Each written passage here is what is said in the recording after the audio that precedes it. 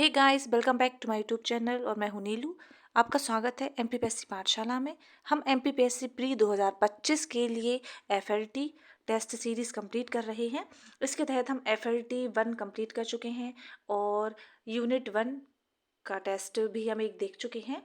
और आज हम देखने वाले हैं एफएलटी नंबर 2, यानी ये हमारा दूसरा फुल लेंथ टेस्ट होगा। चलिए स्टार्ट करते हैं। ये जो टेस्ट है यह सिविल जॉब द्वारा उपलब्ध कराए गए टेस्ट हैं। उनके टेस्ट सीरीज से ही हमने लिए हैं और जो आंसर रहेंगे तो वो भी जो टेस्ट सीरीज में आंसर प्रोवाइड किए गए हैं उनमें से ही मैं आंसर आपको बताऊंगी। चलिए स्टार्ट करते हैं। आज का हमारा क्वेश्चन नंबर फर्स्ट है, गुप्त किसके सामंत थे? गुप्त किसके सामंत थे? मौर्यों के, कुषाणों के, सातवाहनों के और शकों के। तो हमारा करेक्ट आंसर क्या हो जाएगा? कुषाणों के। ऑप्शन नंबर बी हमारा करेक्ट आंसर होगा। अगर आप लोग को आंसर आता है तो दोस्तों आप लोग कमेंट बॉक्स में आंसर कर सकते हैं। फाहियान के द्वारा रचित ग्रंथ फोयुकी में निम्न में से किसका विवरण नहीं मिलता है? बौद्ध धर्म ग्रंथ के सिद्धांत, बौद्ध राज्यों का, गौतम बुद्ध के उपदेश या बौद्ध मंदिर स्तूप बिहार का। तो किसका जो फायुकी है फाहियान की, इसमें किसका विवरण नहीं मिलता है बताना है हमें। तो यह नहीं मिलता है बौद्ध धर्म के सिद्धांतों का। फाहियान चीनी यात्री था और ये चंद्रगुप्त दो के काल में भारत आया था। फाहियान ने ही कहा था, आप लोग को ये चीज़ याद रखना कि फाहियान ने ही कहा था कि जो मालवा की जलवायु को विश्व की सर्वश्रेष्ठ जलवायु, मतलब मालवा की जलवायु विश्व की सर्वश्रेष्ठ जलवायु है, यह फाहियान ने ही कहा था। क्वेश्चन नंबर 3 देख लेते हैं। सारनाथ के धमेक स्तूप का निर्माण किस काल में हुआ? सारनाथ के धमेक स्तूप का निर्माण किस काल में हुआ? ऑप्शन है मौर्य, कुषाण, सुंग और गुप्त और सुंग। मौर्य, कुषाण, गुप्त और सुंग। करेक्ट आंसर अगर आप लोग को आता है तो प्लीज़ कमेंट करके बता दीजिए। वीडियो को पॉज कर लीजिएगा और आंसर कमेंट कर दीजिए। तो धमेक स्तूप का निर्माण कराया हुआ था मौर्य काल में हुआ था। ये वाराणसी के निकट सारनाथ में स्थित है और अशोक ने इसका निर्माण 249 ईसा पूर्व में कराया था। नेक्स्ट क्वेश्चन, निम्नलिखित में से कौन भारतीय प्रतिभूति एवं विनिमय बोर्ड के प्रथम अध्यक्ष थे? प्रथम अध्यक्ष पूछे हैं अजय त्यागी, यू के सिन्हा, आर डी मल्होत्रा या फिर एस के दबे। तो हमारा करेक्ट आंसर हो जाएगा एस ए दबे। एस ए दबे हमारा करेक्ट आंसर हो जाएगा, ऑप्शन नंबर डी। नंदना प्रिंट कला है चंदेरी की साड़ी पर की जाने वाली कढ़ाई, देवास प्रिंटिंग प्रेस की एक तकनीक, धार झाबुआ की आदिवासी महिलाओं द्वारा पहने जाने वाले परिधान में लहंगा और ओढ़नी पर खास प्रिंट, या फिर बनारसी साड़ी की प्रसिद्ध कढ़ाई। तो क्या है करेक्ट? यह है धार झाबुआ की आदिवासी महिलाओं द्वारा पहने जाने वाले परिधान में लहंगा और ओढ़नी पर एक खास प्रकार का प्रिंट है। यह कपड़ों पर की जाने वाली मृदारोधी प्रिंट कला है। क्वेश्चन नंबर 6 देख लेते हैं हम। अब हमें क्वेश्चन नंबर 6 में सुमेलित करना है। एक साइड क्षेत्र भूमि दी हुई है और मतलब भूमि के प्रकार हैं और दूसरी तरफ उनका विवरण है। तो सबसे पहले है क्षेत्र भूमि। तो क्षेत्र भूमि क्या होती है? तो वह होती है कृषि योग्य भूमि। तो फर्स्ट का थ्री हो जाएगा हमारा। तो फर्स्ट का 3 कौन से ऑप्शन में है? तो वह बी में है। फिर देख लेते हैं वास्तु भूमि क्या है? तो वह है निवास योग्य भूमि, सेकंड का फर्स्ट। फिर अपरहत भूमि, तो वह होती है जंगली भूमि। और खिल भूमि यानी कृषि के लिए अनुपयुक्त भूमि यह कहलाती है। तो हमारा ऑप्शन नंबर बी यानी 3, 1, 2, 4 हमारा करेक्ट आंसर होगा। क्वेश्चन नंबर 7, समुद्रगुप्त को किस स्तंभ लेख में शक्रोपम कहा गया है? समुद्रगुप्त को किस स्तंभ लेख में शक्रोपम कहा गया है? कछोम स्तंभ लेख, जूनागढ़ अभिलेख, प्रयाग प्रशस्ति या फिर मंदसौर अभिलेख। तो करेक्ट आंसर हो जाएगा हमारा कछोम अभिलेख, ऑप्शन नंबर ए। समुद्रगुप्त को कछोम अभिलेख में शक्रोपम की उपाधि का वर्णन किया गया है। इसकी उपाधि थी शक्रोपम, तो यह कहा गया है कछोम स्तंभ में। क्वेश्चन नंबर 8 देख लेते हैं। तांबे का सिक्का जारी करने वाला पहला गुप्त शासक था? रामगुप्त, बुद्धगुप्त, स्कंदगुप्त या फिर चंद्रगुप्त। तो किया था यह रामगुप्त ने, ऑप्शन नंबर ए रामगुप्त ने किया था। रेड कॉर्नर नोटिस कौन जारी करता है? विश्व बैंक, अंतर्राष्ट्रीय मुद्रा कोष, विश्व व्यापार संगठन या फिर इंटरपोल। तो यह जारी करता है इंटरपोल, ऑप्शन नंबर डी हमारा सही आंसर हो जाएगा। बायोचिप में क्या होता है? क्वेश्चन नंबर 10, बायोचिप में क्या होता है? डीएनए, आरएनए, ए तथा बी। डीएनए, आरएनए तथा प्रोटीन। क्या होता है इसमें? तो इसमें होता है डीएनए, आरएनए तथा प्रोटीन। ऑप्शन नंबर डी हमारा करेक्ट आंसर होगा। नेक्स्ट है सुमेलित नहीं है, नहीं बताना है। तो यहाँ पे लिखा हुआ है विनय, स्थिति स्थापक, नैतिक अनुशासन, अचपटल अचपटलाधिकारी में शाही अभिलेखों का संरक्षक, प्रस्तपाल भूमि हस्तांतरण का प्रमाण, और शौलिक अनाम भूमि। क्या करेक्ट हो जाएगा इसमें? तो सुमेलित नहीं है, तो डी नंबर वाला हमारा करेक्ट आंसर होगा। यह सुमेलित नहीं है। बाकी ये जो है 1 2 3 ये करेक्ट आंसर है, केवल ये क्या है हमारा गलत है। तो ऑप्शन नंबर डी हमारा करेक्ट आंसर हो जाएगा, option number D. Question number 12, गति ओरा नामक युवा ग्रह किस जनजाति में होता है? गति ओरा नामक युवा ग्रह किस जनजाति में होता है? मुरिया, उरांव, भारिया या मुंडा? करेक्ट आंसर हो जाएगा मुंडा में। गतियोरा किस में होता है? मुंडा में। किस उत्पादन क्षेत्र में दतिया और टीकमगढ़ को संयुक्त रूप से जीआई टैग प्राप्त हुआ है? किस में हुआ है? लोह शिल्प, महुआ, देशवारी पान, पत्थर शिल्प, bell metal ware. Correct answer हो जाएगा हमारा bell metal ware. Option number D हमारा करेक्ट आंसर होगा। क्वेश्चन नंबर 14, भारत में संसदीय प्रणाली की सरकार है जिसका अर्थ है?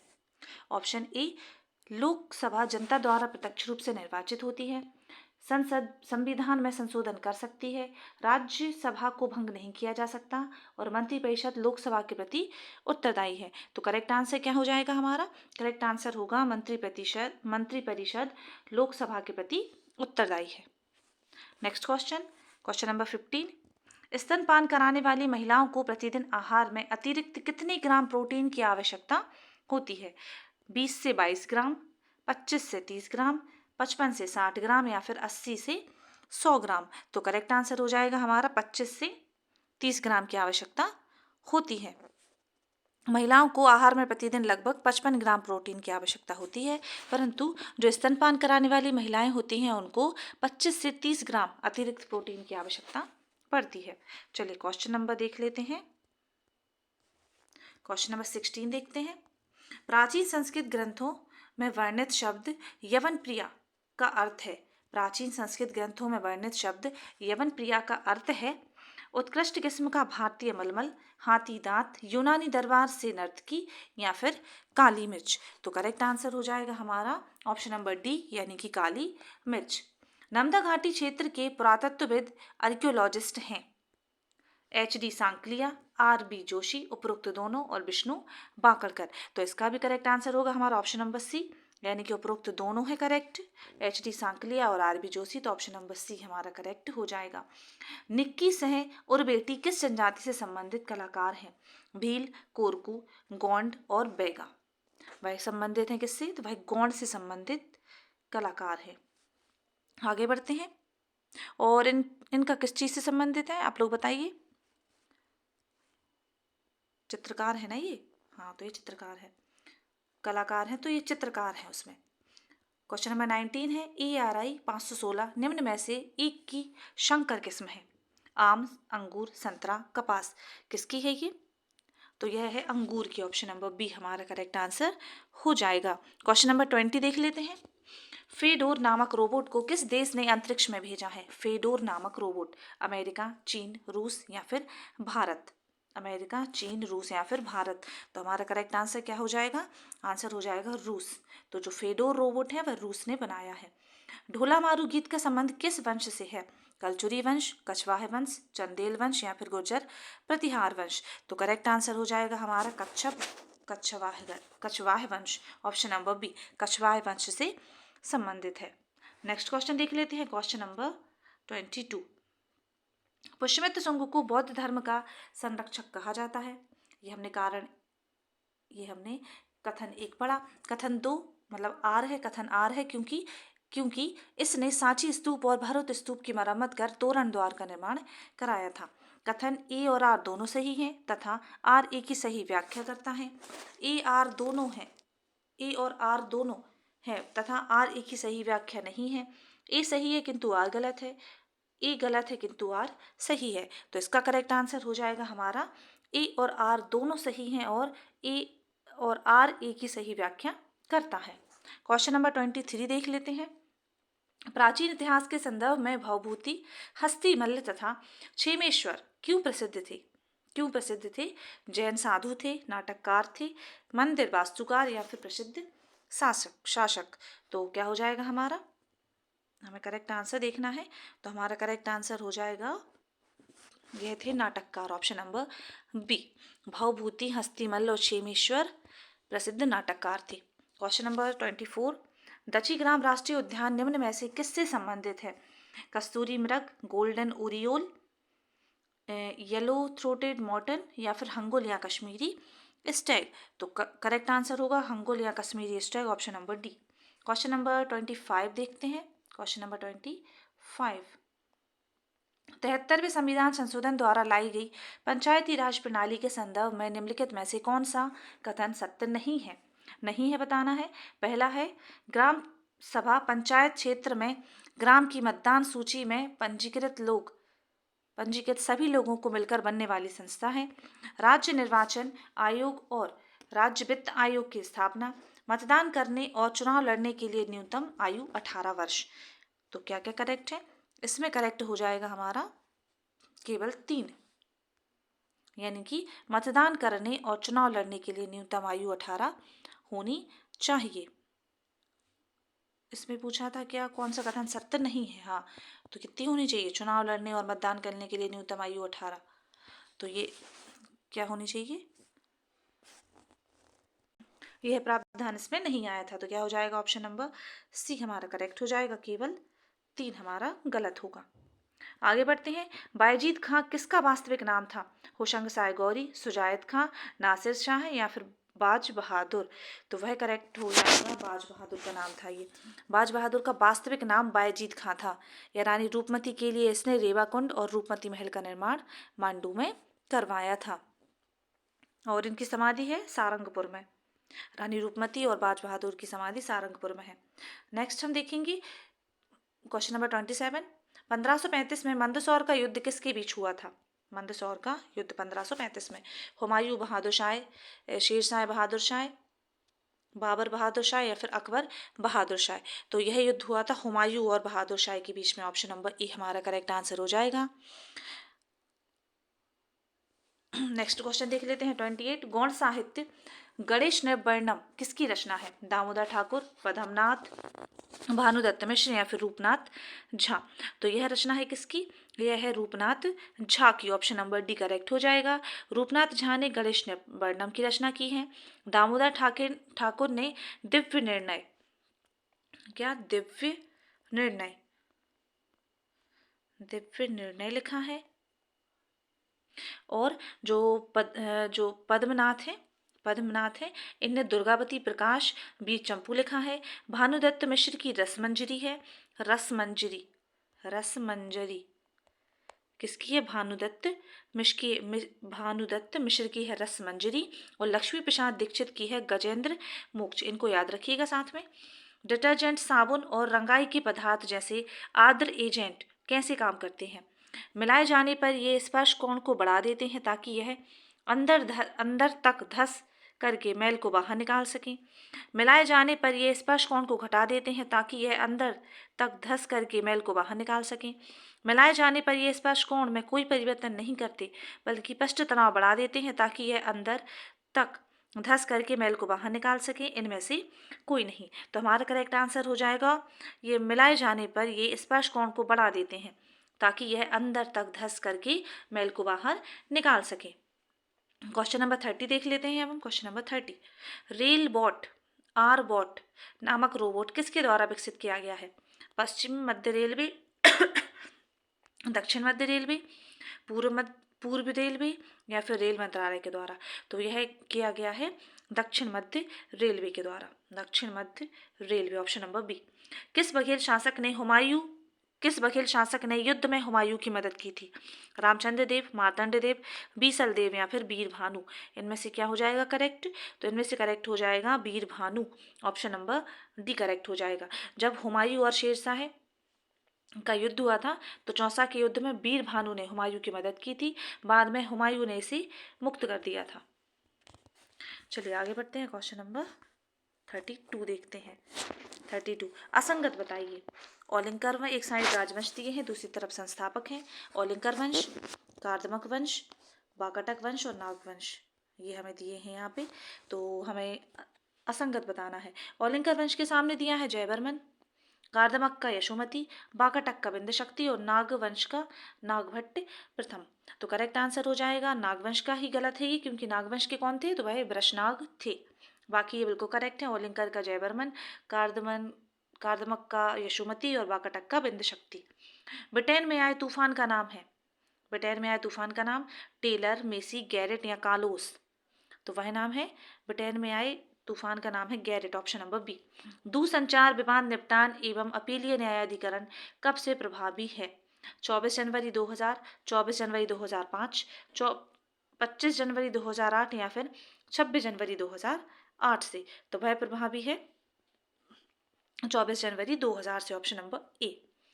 जैव सूचना विज्ञान बायो इन्फॉर्मेटिक्स में घटनाओं गतिविधियों के संदर्भ में समाचारों में कभी कभी दिखने वाला पद ट्रांसक्रिप्टोम किसे निर्दिष्ट करता है? जीनोम संपादन, जीनोम एडिटिंग में प्रयुक्त एंजाइमों की एक श्रेणी है। किसी जीव द्वारा अभिव्यक्त mRNA अणुओं की पूर्ण श्रृंखला, जीन अभिव्यक्ति की क्रियाविधि का वर्णन, कोशिकाओं में होने वाले अनुवांशिक परिवर्तनों की एक क्रियाविधि। तो यह क्या है? यह है किसी जीव द्वारा अभिव्यक्त mRNA अणुओं की पूर्ण श्रृंखला। क्वेश्चन नंबर 36 की बात करते हैं अब हम। पार्वती काली सिंध चंबल लिंक परियोजना किन राज्यों की सम्मिलित परियोजना है? तो वह किसकी है? मध्य प्रदेश, उत्तर प्रदेश, मध्य प्रदेश महाराष्ट्र, मध्य प्रदेश राजस्थान या फिर मध्य प्रदेश बिहार। तो करेक्ट आंसर हो जाएगा हमारा मध्य प्रदेश और राजस्थान की। किसकी है? मध्य प्रदेश और Rajasthan, option number C correct होगा। क्वेश्चन नंबर 37, ट्विटर का नया नाम क्या हो गया है? एक्स, स्पेस, अल्टमैन या फिर इनमें से कोई नहीं। तो वह हो गया है एक्स, ऑप्शन नंबर ए। ये तो सबको ही पता होगा, सब लोग चलाते होंगे। तो question number 38, SDG India index में राज्यों को निम्नलिखित में से किस श्रेणी में विभक्त नहीं किया गया है? एस्पिरेंट, फ्रंट रनर, एक्सीलेंस और अचीवर। तो किन में नहीं किया गया है? वह नहीं किया गया है एक्सीलेंस में, option number C correct answer हो जाएगा। इसमें 4 श्रेणियां हैं, जिसमें एस्पिरेंट है, परफॉर्मर है, फ्रंट रनर है और अचीवर्स हैं। किस में विभक्त नहीं किया गया है? हाँ, तो इसमें क्या है? एस्पिरेंट है, परफॉर्मर है, फ्रंट रनर है और क्या है? और अचीवर्स हैं। तो एक्सीलेंस की जगह पे एस्पिरेंट है, एस्पिरेंट। तो ये आपकी हो जाएंगी क्या? 4 कैटेगरीज। चलिए आगे बढ़ते हैं, क्वेश्चन नंबर 39 देख लेते हैं। भारत में पाई जाने वाली निम्नलिखित मृदाओं को उनके क्षेत्रीय विस्तार के अनुसार आरोही क्रम में व्यवस्थित कीजिए। जलोढ़ मृदा, लेटेराइट मृदा, लाल मृदा और काली मृदा। तो ये हो जाएगा, सबसे पहले आएगी अवरोही क्रम में, आरोही क्रम में लगाना है तो सबसे पहले आएगी लेटेराइट मृदा, फिर आ जाएगी हमारी लाल मृदा और फिर होगी काली और फिर आ जाएगी जलोढ़ मृदा। तो करेक्ट आंसर क्या हो जाएगा? 2 3 4 1, 2 3 4 1 दिख रहा है कहीं, तो बी नंबर का ऑप्शन हमारा करेक्ट हो जाएगा, 2 3 4 1। आगे बढ़ते हैं, क्वेश्चन नंबर 40 देख लेते हैं। क्वेश्चन नंबर 40, सूची 1 को सूची 2 से सुमेलित कीजिए और सूचियों के नीचे दिए गए कूटों में सही उत्तर चुनिए। सूची 1, सूची 2 दी है, यहाँ पे अलहिलाल है और अलहिलाल की मैच हम किससे बनाएंगे? तो अलहिलाल किसका था? अबुल कलाम आज़ाद का। तो फर्स्ट का 4 कहाँ दिख रहा है? ये है। सेकंड है नेशनल हेराल्ड किसकी है? तो वह थी जवाहरलाल नेहरू की। बॉम्बे क्रॉनिकल, तो वह है फिरोज शाह मेहता और लीडर मदन मोहन मालवीय। तो ऑप्शन नंबर डी हमारा करेक्ट आंसर हो जाएगा। नेक्स्ट है सबसे बड़े क्रिप्टो एक्सचेंज में सम्मिलित हुआ, सबसे बड़े क्रिप्टो एक्सचेंज में सम्मिलित हुआ है बाइनेंस, ओमरिक्रॉन, बिफोर, इनमें से कोई नहीं। तो क्या करेक्ट आंसर हो जाएगा? हमारा हो जाएगा बाइनेंस, ऑप्शन नंबर ए। एक देश एक चुनाव पर समिति गठित की गई है। रामनाथ कोविंद समिति, निर्मला सीतारामन समिति, मोहन भागवत समिति या फिर भगवती समिति। तो यह समिति कौन सी है? रामनाथ कोविंद समिति। ये मोस्ट इंपॉर्टेंट क्वेश्चन है, इसको याद कर लीजिएगा। प्रसार भारती ने किस देश में प्रसारण सहयोग समझौता किया? सिंगापुर, कंबोडिया, लाओस या फिर मलेशिया। किसमें किया है? तो भाई किया है ने मलेशिया में। प्रसार भारती ने प्रसारण सहयोग समझौता किया है Malaysia, option number C correct answer हो जाएगा। मलेशिया से समझौता किया है। MS ऑफिस में खुले डॉक्यूमेंट में संपूर्ण डेटा को एक साथ सिलेक्ट करने हेतु किस शॉर्टकट की का प्रयोग करते हैं? Control plus A, control plus S, control plus G, control plus P. क्या करेक्ट आंसर हो जाएगा? यह होगा कंट्रोल प्लस ए। IPTV क्या है? सॉफ्टवेयर सर्विस, एंटीवायरस, प्रोटोकॉल या फिर मैसेंजर। तो यह है एक protocol, option number C correct होगा। आई IPTV का पूरा नाम होता है internet protocol television. Internet protocol television. Question number 46 देखते हैं। खाने पीने की वस्तुओं में लाल डाई के इस्तेमाल पर किस देश ने प्रतिबंध लगाया है? चीन, अमेरिका, भूटान या फिर नेपाल। तो वह लगाया है अमेरिका ने, ऑप्शन नंबर बी हो जाएगा। लाल डाई को रेड 3, रेड डाई 40 या फिर एरिथ्रोसिन भी कहा जाता है इन्हें। यह एक कृत्रिम रंग होता है जिसे खाद्य प्रसंस्करण पदार्थों, दवाइयों, सौंदर्य प्रसाधन में मिला दिया जाता है। क्वेश्चन नंबर 47 देखेंगे। देश की पहली महिला पंचायत कौन सी है जो डिजिटल रूप से साक्षर पंचायत बन गई है? पुल्लमपारा, कोल्लम, कोच्चि या फिर कोंचिकोड। करेक्ट आंसर हो जाएगा हमारा पुल्लमपारा। पुल्लमपारा ग्राम पंचायत है कहाँ की? तिरुवनंतपुरम की। चलिए आगे बढ़ते हैं। ऑर्डर ऑफ द नाइल किस देश का सर्वोच्च सम्मान है? मिस्र, फ्रांस, ग्रीस और फिजी का। तो यह तो नाम से ही पता चल रहा है, नाइल है, तो नाइल कहाँ से? मिस्र से। Option number A correct answer हो जाएगा। नेक्स्ट है 49। इंटरनेट उपयोगकर्ता ने यूजर नेम, पासवर्ड एवं अन्य व्यक्तिगत सूचनाओं को प्राप्त करने के प्रयास को क्या कहा जाता है? पैच, स्पैम, फिशिंग या फिर क्रैकर। तो 49 में इसको कहा जाता है phishing, option number C correct होगा। बेनेश्वर त्रिवेणी संगम में कौन सी नदियां शामिल नहीं हैं? माही, जाखम, सोम और पूर्णा। तो वह पूर्णा शामिल नहीं है इसमें माही, जाखम और सोम है। वर्तमान में मध्य प्रदेश की नवीन तहसील नहीं है? किल्लौद, दिगोड़ा, धूलकोट और खालवा। तो कौन सी नहीं है? खालवा नहीं है। नई तहसीलें हैं तो वह है मुड़ी तहसील खंडवा की, किल्लौद खंडवा, दिगोड़ा टीकमगढ़ और धूलकोट बुरहानपुर की हैं। नेक्स्ट है असंगत को अलग कीजिए। सर्वाधिक क्षेत्रफल वाला संभाग, इसके सामने लिखा हुआ है जबलपुर। सर्वाधिक जनसंख्या वाला संभाग इंदौर, सर्वाधिक साक्षरता वाला संभाग जबलपुर, न्यूनतम क्षेत्रफल वाला संभाग चंबल है। तो करेक्ट आंसर क्या हो जाएगा हमारा? करेक्ट आंसर होगा हमारा न्यूनतम क्षेत्रफल वाला संभाग। क्या लिखा है इसमें? चंबल। तो हमारा डी करेक्ट आंसर हो जाएगा, क्योंकि न्यूनतम क्षेत्रफल वाला संभाग कौन सा है? शहडोल है। कौन सा? शहडोल न्यूनतम क्षेत्रफल वाला शहडोल है। बेतवा नदी पर स्थित भांडेर परियोजना किस वर्ष प्रारंभ की गई थी? 1961, 1953, 1956, 1957। तो वह की गई थी 1953 में। बेतवा नदी पर भांडेर परियोजना 1953 में शुरू की गई थी। मध्य प्रदेश में सघन इंद्रधनुष मिशन की शुरुआत कब और कहाँ से हुई थी? 2018 में उमरिया जिले से, 2017 में रायगढ़ जिले से, 2016 में बड़वानी जिले से या फिर 2015 में विदिशा जिले से। तो यह हुई थी 2015 में विदिशा जिले से। ऑप्शन नंबर डी करेक्ट होगा। नेक्स्ट है मध्य प्रदेश में प्रदूषण नियंत्रण बोर्ड की स्थापना कब हुई थी? 1973, 1975, 1972, 1974। तो यह हुई थी 1974 में। नेक्स्ट है दौधन बांध का निर्माण किस परियोजना के अंतर्गत किया जा रहा है? कैन बेतवा परियोजना, केन खद्दर परियोजना, नर्मदा छिपरा गंभीर परियोजना, इंदिरा सागर परियोजना।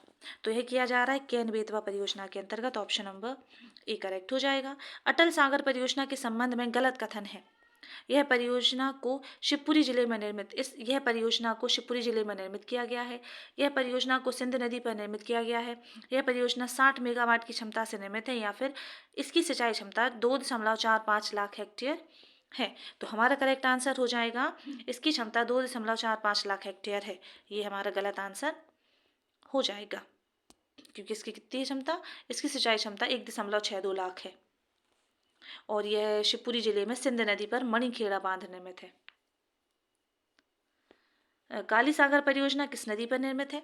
काली सागर परियोजना काली नदी पर है। ऑप्शन नंबर सी करेक्ट हो जाएगा।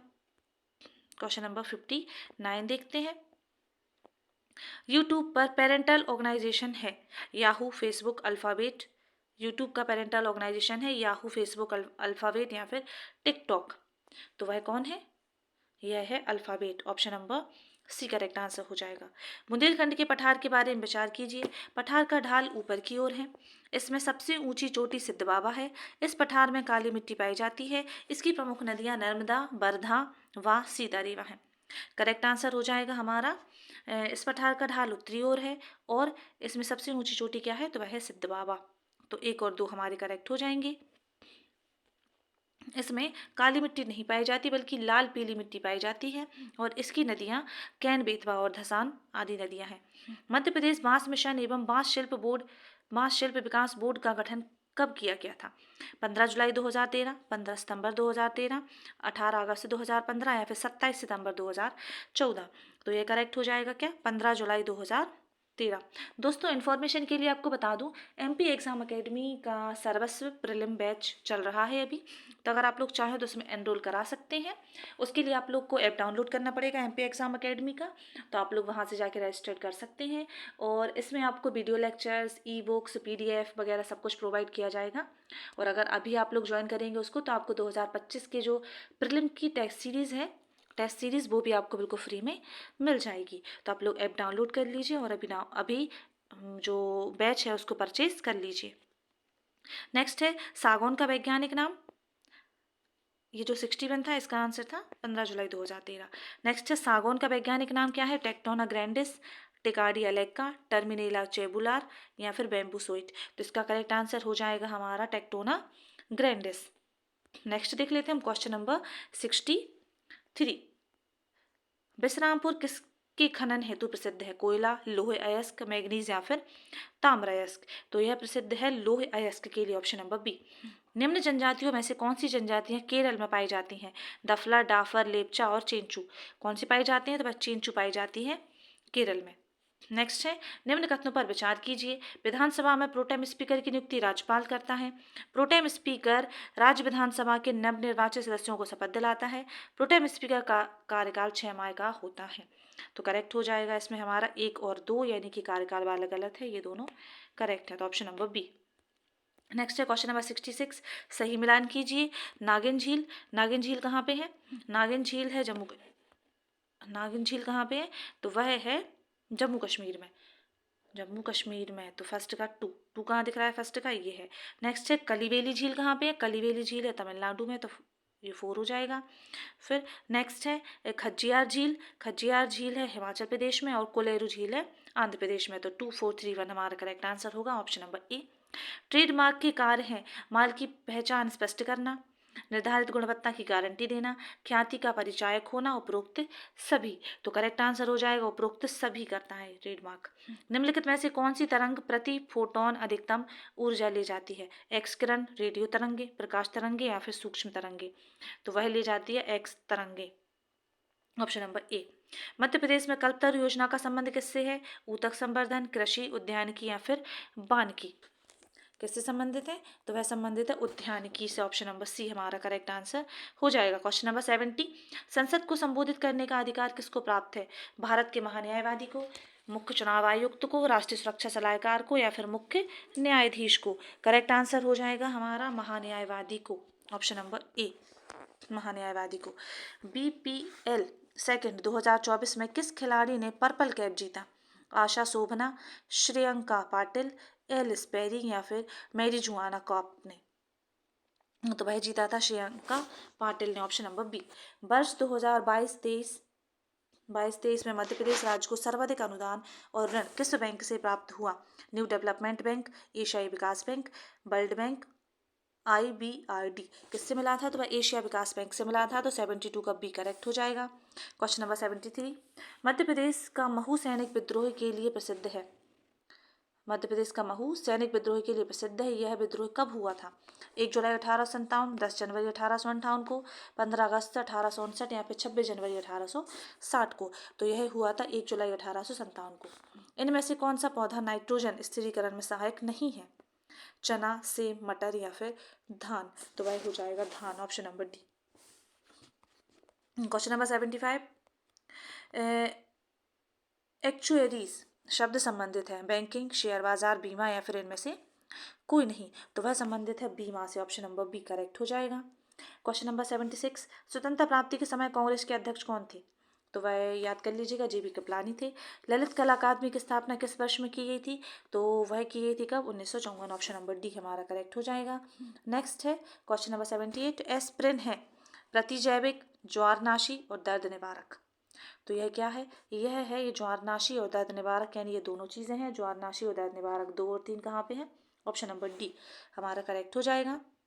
नेक्स्ट है संविधान के किस अनुच्छेद में संघ लोक सेवा आयोग के कार्यों का विस्तार करने की शक्ति है? तो वह है अनुच्छेद 321 में। Option number D. राष्ट्रीय SC आयोग पृथक रूप से कब अस्तित्व में आया? 2005, 2003, 2004, 2002। तो वह 2004 में आया था। ऑप्शन नंबर सी हमारा करेक्ट हो जाएगा। त्रिकलिंगाधिपति की उपाधि किस कलचुरी शासक ने धारण की थी? त्रिकलिंगाधिपति, तो वह लक्ष्मीकर्ण, युवराज प्रथम, गोंगेदेव या कोक्कल। तो वह की थी किसने? लक्ष्मीकर्ण ने धारण की थी। इसने अमरकंटक में कर्ण मंदिर का निर्माण कराया था। Question number 82। निम्न घटनाओं को सही कालानुक्रम में व्यवस्थित करें। चरण पादुका कांड, पंजाब मेल हत्याकांड, भोपाल राज हिंदू सभा, प्रजा परिषद या कसाई खाना आंदोलन।